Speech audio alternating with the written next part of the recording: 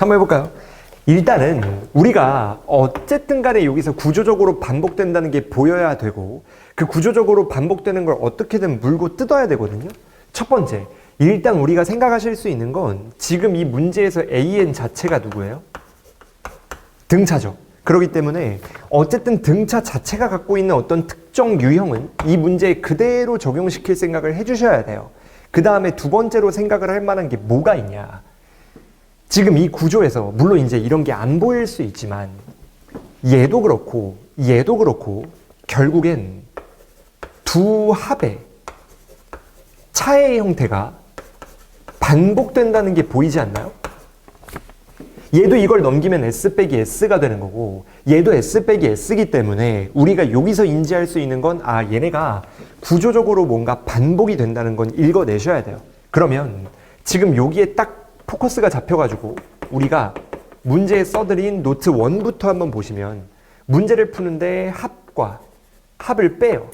SM과 SN을 빼는 겁니다. 다만 이제 논리적인 모순을 위하여 추가 조건을 달면 당연히 M이 N보다 큰 경우겠죠. 그래서 우리가 M이 N보다 클 때 지금처럼 합과 합을 빼버리면 요놈의 결론이 항상 누가 되느냐. 얘는 무조건 N번째까지 더한 거에서 N번째까지 더한 걸 소거시키는 느낌인 거잖아요. 그래서 우리가 날려버리면 소거된 다음 항인 N 플러스 1부터 누구까지 가는 거예요? A에? M까지 더해지면 우리가 원하는 전체적인 합이 나온다라는 걸 아셔야 됩니다. 그러면 얘도 마찬가지 되는 거죠. 같은 색깔로 한번 써보면 요놈은 누가 되는 거예요? N번째까지 날아가는 거니까 요놈 다음 번째인 N 플러스 1에다가 N 플러스 2를 더한 게 지금 112 빼기 16N이 된다는 걸 알 수가 있게 되는 거죠. 여기까지는 괜찮죠? 근데 우리가 요것도 요거지만 추가적으로 생각을 해보면 어차피 SP 빼기 SQ가 누가 돼야 되는 거예요? 여기서 보시면 SP에서 SQ가 누구예요? 0이죠. 그러면 SP 빼기 SQ가 0인 거니까 요놈을 토대로 한번 생각해 보면 얘가 0이면 얘도 0인 걸 이용하면 구조적으로 뭔가 좀 반복되지 않나요? 그래서 지금처럼 이웃하진 않더라도 합 두 개를 빼서 0이 나오는 걸 여기에서 그대로 꼴 맞추기로 한번 갖고 와보면 n에다가 누구 넣었을 때 이 우변이 0이 되나요? 딱 보시면은 여기에 7쯤 넣었을 때 0이 되잖아요. 그래서 여기에 되는 7을 넣어버리면 S에 9 빼기 S에 7이 0이 된다는 이 대응되는 두 구조를 파악할 수 있게 되는 거죠. 그러니까 이게 지금 이 문제만의 풀이가 아니라 지금 이런 구조적인 센스는 여러분들이 키워야 요즘에 계산을 줄이는 문제에 접근할 수 있게 되는 거거든요. 게다가 지금 우리가 S9와 S7을 빼서 0이라는 걸 그냥 빼서 0이구나 라고 받아들일 게 아니고 요 놈을 한 발짝 더 가지고 오면 제가 적어드렸었는데 노트 2번이죠. 지난주에 많이 했습니다. 지난주에 뭘 했냐면 우리가 문제에 등차란 얘기가 나와요. 등차란 얘기가 나왔을 때 등차의 일반항은 n에 대한 몇 차식이었죠? dn으로 시작하는 1차식이에요. 마찬가지로 요놈에 대한 sn 합을 한번 적어보면 얘는 2분의 dn 제곱으로 시작하는 2차 함수라는 걸 판단할 수 있는 거죠. 그러면 무슨 생각을 해야 되냐면 제가 말씀드렸었지만 각각의 다항함수가 갖고 있는 성질들을 이 문제에도 적용시키려고 노력을 해주셔야 돼요. 그러면 생각해봐요. S는 등차의 합이고 등차의 합은 n에 대한 몇 차식이에요? 2차식이죠? 그럼 우리가 이 2차 함수라는 어떤 다항함수의 성질을 갖고 와보면 지금 봐봐요. 9를 넣고 7을 넣었을 때 함수값이 2차 함수가 같으려면 우리가 어떤 걸 아는 거예요? 7을 넣고 9를 넣었을 때 두 개의 함수값은 똑같다라는 게 발견이 된다는 거죠. 그러면 당연히 우리가 고1 때 배우는 2차 함수의 대칭성 특성상 대칭축은 당연히 7과 9의 중점인 8이 되는 거고 우리가 문제에서 요구하는 게 P,Q의 개수인데 P,Q라는 건 SP와 SQ 즉 두 개의 합의 값이 같아지는 지점을 고르시는 거잖아요. 그래서 그놈을 지금 이 문제에서 찾아보면 요렇게 잘랐을 때 얘가 누가 되는겨? P가 되고 얘가 누가 되는 거예요? Q가 되는 거니까 SP를 넣었을 때, Q를 넣었을 때 두 개의 값이 같아야 하니 P가 될 수 있는 혹은 Q가 될 수 있는 자연수의 개수가 결국 문제에서 요구하는 P, Q의 개수와 똑같지 않나요? 왜냐면 P가 정해지면 Q가 정해지는 거니까. 그럼 생각해 봅시다. 어차피 정의역이 자연수니까 8을 경계로 왼쪽에 올 수 있는 P의 개수는 몇 개예요? 7개가 되는 거죠. 그러면서 이 7개 자체가 지금 이 문제에서 요구하는 답이 되는 거예요. 이해되나요, 이게?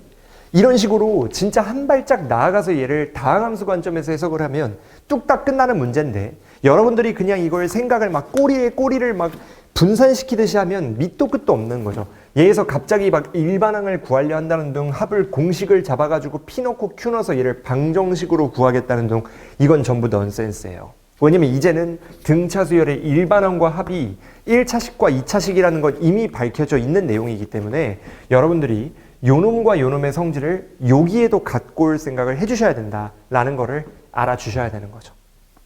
괜찮? 네. 어쨌든 8번은 우리가 이렇게 하고 지나가시면 됩니다. 나름 신박해 보일 수 있는 문제인데 듣고 보면 당연한 풀이다라는 거 아시면 돼요. 지금 이 문제가 생각보다 많이 신박한 문제예요. 이게 10월 교육청에 나왔던 문제인데 등차 수열 문제에서 이 문제가 가장 센세이션했던 문제들 중 하나가 아닌가라고 생각을 하니 우리가 얘를 그냥 있는 그대로 맨 처음에 내가 만약에 만났었다면, 지금은 기출문제 내부에 있는 걸로 만나지만 만약에 내가 이거를 첫 경험하는, 그러니까 이제 우리가 시험지에서 처음 경험하는 형태에서 우리가 이 문제를 받아들였다라고 쳤을 때 얼마나 당황스러울지 생각해 보셔야 됩니다. 왜냐? 일단 1차적으로 수열의 합이 n에 대한 2차식이기 때문에 우리가 어떤 인지는 들어가야 되냐면 뭔가 등차 수열과 연관된 거 아닐까라는 건 보여야 돼요. 왜냐면 합이 n에 대한 2차식이면 우리는 일단 등차에 대한 걸 꺼내오기로 했었기 때문에 얘 또한 당연히 이거 등차의 성질들이 쓰이는 거 아닌가라는 생각을 해주셔야 되는 거죠. 그 다음 두 번째, 박스 내부의 표현인데 박스 내부는 IJ가 다를 때 SI와 SJ가 다른 거니까 이걸 뭐라 불러요? 1대1 대응이라고 부르죠. 그래서 함수에서 배웠던 1대1 대응이 지금 이 문제에 어떻게 녹아들 거냐에 대해서 판단을 해보셔야 되는 거죠.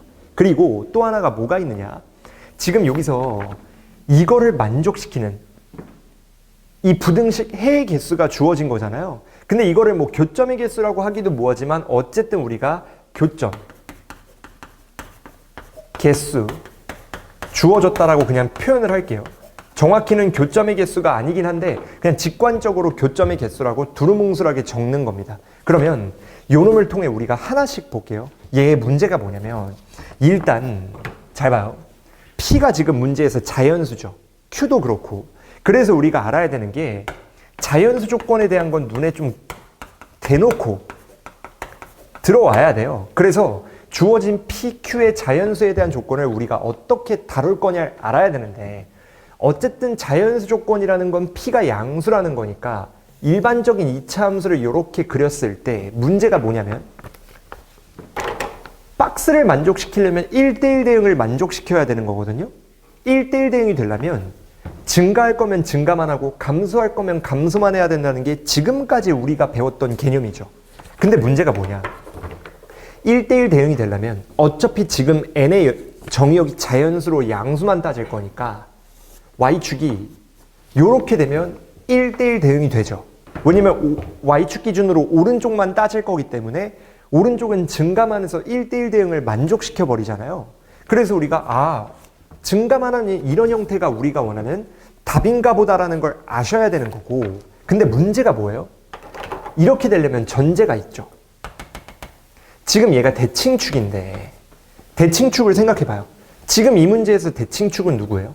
마이너스 2a분의 b니까 그걸 이 문제에 적용을 시키면 누가 나와요? p분의 18 나오죠. 그럼 생각해봐요. p분의 18에서 우리가 생각할 수 있는 건 p는 자연수니까 무조건 부호가 뭐예요? 양수죠. 근데 18은 이미 양수니까 요놈의 부호는 0보다 클 수밖에 없다. 그럼 결론이 뭐예요? 아니 분명히 2차 함수에서 대칭축이 양수면 y축이 왼쪽에 있어야 된다는 건데 대칭축을 기준으로 y축이 왼쪽이면 우리가 이 오른쪽에 있는 이 함수가 1대1 대응이 나올 가능성이 빵 프로죠. 지금 이 그래프에서 봤을 때. 왜냐면 감소하는 구간과 증가하는 구간이 둘 다 공존하니까. 이래서 우리가 이 문제가 어려운 거예요. 통상적으로 만족시켜야 되는 어떤 수학적인 정의를 얘는 죽었다 깨어나도 만족 안 시키게 되는 거죠. 근데 얘는 신경 써야 될 게 뭐가 있냐면 제가 거기 안 적어드려가지고 여러분들이 따로 적어주셔야 되는데 뭐가 있냐면 노트 5번입니다. 이게 지금 이 문제의 핵심이에요. 이 크랙을 여러분들이 읽어냈느냐 아니면 그냥 헷갈려 뒀느냐에 따라 이 문제의 해석의 정도가 달라지게 되는 거죠. 뭐가 있냐면 수열에서 일반항들 있죠. 뭐 A의 N, B의 N, 뭐 SN 이런 친구들 AN, BN, SN 이런 친구들이 문제에 나오면 여기서 여러분들이 전제를 깔고 움직일 게 딱 하나가 있는데 뭐가 있냐. 얘네는 일단 함수긴 함수거든요.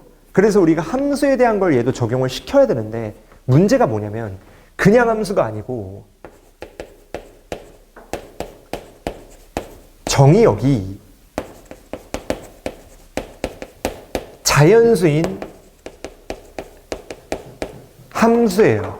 그러니까 어떤 얘기를 하고 싶은 거냐면 일반적으로 여러분들이 아는 함수는 다 연속함수라 곡선의 형태의 그래프를 이루어야 되는데 우리가 수열에서의 그래프는 지금처럼 이런 곡선의 형태가 아니라 정의역이 자연수 뿐이기 때문에 이런 점박이의 형태로만 함수가 존재할 수 있다는 걸 알아야 됩니다.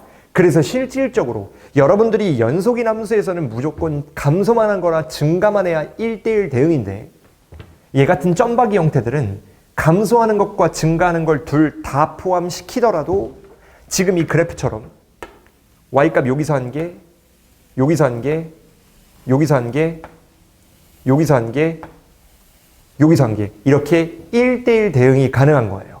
이게 어떤 느낌인지 아시겠나요? 그러니까 이게 일반성을 좀 벗어나 있기 때문에 여러분들이 흔하게 경험하는 함수의 틀을 완전히 벗어나 있기 때문에 우리가 요 틀에서 벗어나가지고 일로 도달하는 게 어렵거든요. 그래서 우리가 기출문제 공부할 때 제가 지금 미리 시켜드리는 거죠. 그러니까 결국 지금 이 문제에서 이 점박이의 형태가 1대1 대응이면 안 되는 거니 이미 대칭축은 y축보다 오른쪽이어야 되는 게 결정이 된 거고 얘랑 똑같으니까 그 와중에 좌우의 함수값이 한 번 나오면 두 번 다시 안 나오도록 이런 지그재그 형태가 되려면 어떤 조건을 만족시켜야 돼요? 이게 좀 중요합니다. 잘 봐요. 이것도 하나 더 적어 놓으셔야 되거든요. 이 문제가 좀 어려워서 추가적으로 적을 게 좀 있습니다. 노트 6번. 자, 제가 이거 공통 과목에서도 한번 해드렸고 확통 공부하시는 분들은 유난히 많이 경험한 유형인데요. 뭐가 있냐면 A가 B와 다를 때, A가 B가 아닐 때 이런 형태의 조건이 나오면 일반적으로는 여러분들이 어떻게 푸는 게 깔끔하냐? 무조건 A와 B가 같은 걸 먼저 따지는 거예요. A, B가 다를 때를 따지는 거지만 우리가 같을 때 먼저 따지고 얘를 같은 경우를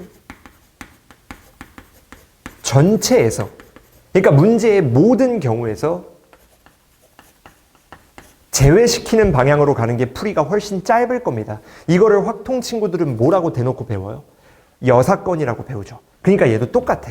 우리가 SI와 SJ가 다르도록 즉 1대1 대응이도록 하는 경우를 구하는 거니까 그럼 1대1 대응이 언제냐를 먼저 구하고 즉 SI와 SJ가 같아지는 그래프를 먼저 파악을 해보면 잘 봐요. 일단 제일 무난하게 떠올릴 만한 건 대칭축이 자연수라 좌우가 같은 거리로 이렇게 뻗어 나가는 거예요. 그래서 우리가 이때는 이 축 자체가 축이 자연수가 되는 거죠. 그러니까 이 경우에는 우리가 뭐예요? 1대1 대응이 깨지게 되는 거죠. 근데 대부분의 친구들이 이 경우만 판단하기 딱 쉽거든요. 왜냐하면 직관적으로 이게 제일 와닿기 때문에. 근데 이 문제는 사실상 하나가 더 있습니다. 그래서 이게 꼼꼼하게 푸는 게 중요한 건데요. 잘 봐요. 얘도 만약에 축이 있어요. 근데 축을 경계로 같은 거리만큼 떨어져 있는 거야. 이게 무슨 느낌인지 알겠나요? 얘는 축 자체가 자연수인 거고 얘는 축을 경계로 같은 거리만큼 자연수끼리 이웃하는 거죠. 그러면 자, 이 경우도 봅시다. 얘는 어떤 경우에 이 노란색과 같은 그래프가 형성이 되느냐. 잘 봐요.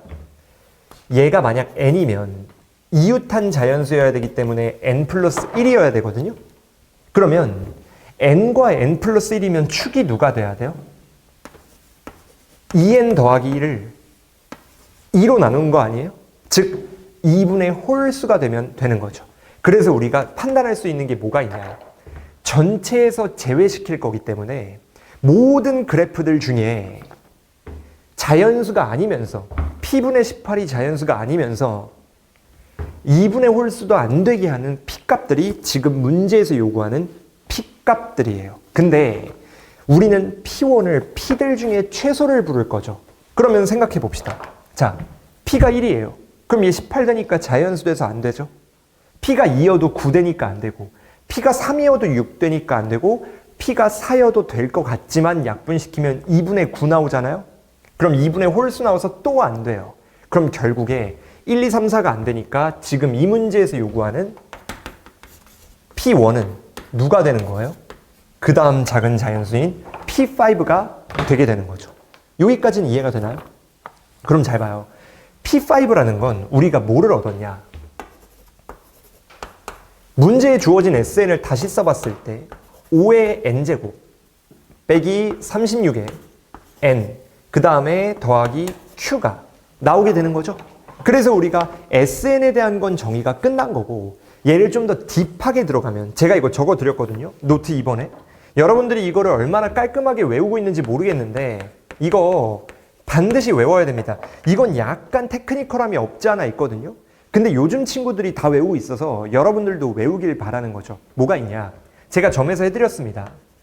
수열의 합 SN이 n에 대한 2차식인 거예요. pn제곱 더하기 qn 이렇게 상수항이 없는 2차 함수예요. 그럼 이때는 지금처럼 상수항이 없는 2차 함수일 때 요놈의 일반항 an은 누가 되냐면 얘를 미분을 때려요. 2pn 더하기 q가 나오고 요놈의 p를 빼시는 거예요. 요렇게 되는 거고 만약에 SN에 즉 n에 대한 2차식인 합에 상수항이 붙잖아요. 그럼 얘도 일반항을 똑같은 메커니즘 미분하고 최고차항 계수인 p를 한번 빼주면 똑같이 나와야 되는데 문제는 상수항이 없는 경우는 n이 1부터고 상수항이 있는 경우는 n이 2부터예요. 그래서 우리가 요 경우와 요 경우를 케이스를 나눠서 잘 조절을 하셔야 됩니다. 그러면 지금 이 문제 봐요. 우리가 얜 상수항이 q라는 자연수로 있는 거니까 어떻게 하셔야 돼? 얘를 통해 an을 구하실 때 똑같이 미분의 메커니즘을 적용을 시킨다면 누가 돼야 돼요?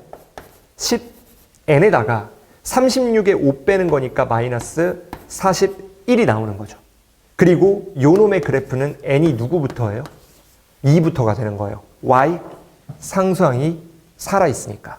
그러면 잘 생각해 봐요. 이 그래프에 절대값을 씌워서 A1보다 작아져야 되는 거거든요.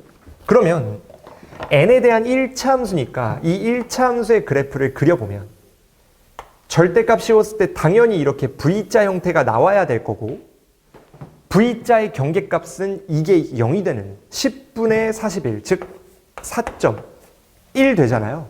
그럼 생각해봐요. 우리가 아직은 A1이 어디 있는지 모르지만 A1보다 아래에 있는 게 3개가 되려면 어떤 걸 만족시켜야 되느냐? 땅바닥에 붙어있는 3개는 무조건 저 3개에 들어가겠죠. 그럼 생각해봐요. 4.1과 제일 가까운 4, 그 다음에 가까운 5, 그 다음에 가까운 3, 그 다음에 가까운 6이 있다고 쳤을 때 우리는 실근의 개수가 저 부등식을 만족시키는 게 3개가 딱 되려면 A1이라는 친구가 여기에 A1이 위치해야 4일 때, 5일 때, 3일 때까지는 포함을 하고 그 다음인 6일 때부터는 나가리가 되는구나라는 걸 판단할 수 있어야 된다는 거죠. 그러면 지금 이 구조를 우리가 문제에 입혀볼게요. 어떻게 되는 거예요? 절대값 A3보다 커야 돼요. A1이. 그 다음에 절대값 A6보다는 작아야 되는 거죠. 이해돼? 근데 이제 여기서 문제가 뭐냐면 제가 이것도 안 적어드려서 여러분들이 조금 노트 3번에 적어드렸네요. 적어드려서 여러분들이 적으셔야 되는데 뭐가 있냐? 여기다 적어볼게요. 여기다 적을까요? 공간이 없으니까. 노트 3. 노트 3에 뭐라고 적혀 있냐면 여러분들이 주어진 부등식을 푸는 게 아니라 부등식 자체를 직접 부등식을 구할 때 구하기. 직접 여러분들이 부등식을 만드는 경우 우리가 지금 얘도 우리가 조건 해석해서 구한 거잖아요. 얘처럼 직접 부등식을 구할 때는 반드시 조심하셔야 될 게 딱 하나가 있는데 뭐가 있냐면 등호에 유무예요. 과연 등호가 들어갈 수 있느냐 없느냐. 자 봅시다. A1이 만약에 여기 3에 걸쳐요. 그러면 실질적으로 여기는 등호가 안 들어가 있기 때문에 A1이 만약에 걸쳐버리면 3을 고를 수 있나요 없나요? 없겠죠. 등호가 없으니까. 근데 반대로 등호가 없기 때문에 A1이 A6에 걸쳐버리면 6은 못 부르는 거니까 3, 4, 5일 때만 만족시키는 게 똑같아져 버리죠. 그래서 우리의 결론. 우리는 등호가 6일 때는 안 보이나? 등호가 6일 때는 들어가도 되고 3일 때는 들어가면 안 된다라는 결론을 얻게 되는 거예요. 그래서 문제에 주어진 A1 그리고 A3, A6를 요놈 가지고 나타내서 부등식만 풀면 끝나는 거죠. 그래도 그 다음 단계까지만 하고 넘어가 보면 자, 기존의 기울기가 양수인 그래프이기 때문에 원래는 요렇게 생겨야 되죠. 그러면 이쪽이 뒤집어진 거고 이쪽은 그대로니까 얘는 뒤집어진 거니까 마이너스 A3로 튀어나오고 얘는 뒤집어지지 않아도 되는 거니까 A6로 튀어나오게 되는 거죠. 그래서 여러분들이 요놈과 요놈을 주어진 AN 이용해서 구하신 다음에 A1이라는 자연수인 항 구하시면 끝나게 되는 거죠. 어차피 우리는 모든 Q값 구하는 거니까 우리가 Q를 굳이 나타내면 A1은 어떻게 구해야 돼요? 여기에 직접 1을 넣어야 되죠. 그럼 1 넣으면 누구예요? 5 빼기 36 Q니까 Q 빼기 31 이거 풀어주면 그냥 Q의 개수가 다이렉트로 튀어나오는 거죠. 어차피 Q는 자연수니까. 그러니까 이게 말하고 싶은 게 지금까지 경험했던 거랑 약간 다르게 나오면 생각보다 여러분들이 손이 좀 안 움직일 수도 있거든요. 그러니까 이 문제를 가지고 여러분들이 내가 공부를 좀 유동적으로 하는 건지 그러니까 약간 마음을 열고 처음 볼 때 내가 나만의 해석력으로 조건을 해석하느냐 혹은 내가 지금까지 나왔던 대로만 그러니까 새로운 표현이 나왔을 때 이걸 접근을 못하느냐를 검열하기가 딱 좋은 문제인 거예요. 그래서 만약에 여러분들이 이 문제를 읽고 숨이 턱 막히고 손이 안 움직였다. 그러면 어느 정도는 여러분들이 틀에 박힌 문제들만 풀었을 가능성이 높다. 특히 기출문제만 우리가 1년 내내 학습하면 이런 부분에서 하자가 생기기 때문에 어떤 식으로 나오더라도 여러분들이 유동적으로 해석을 할 줄 알아야 돼요. 그러니까 이 수학적 표현에 대한 언어를 나만의 국어적 표현으로 바꾸는 능력이 매우 중요하다는 걸 여러분들이 알아주셔야 되는 거죠. 그럼 얘도 우리가 외관상은 전혀 생소해 보이는 문제였지만 벗겨내다 보니까 사실상 이해하는 데는 어렵지 않았던 문제다라는 겁니다. 괜찮? 넘어가도 되죠? 네. 어쨌든 간에 여러분들이 이 문제도 15번 킬러문항 출신이기 때문에 킬러문항이란 전제하에 보면 나름 많이 가벼운 느낌이에요.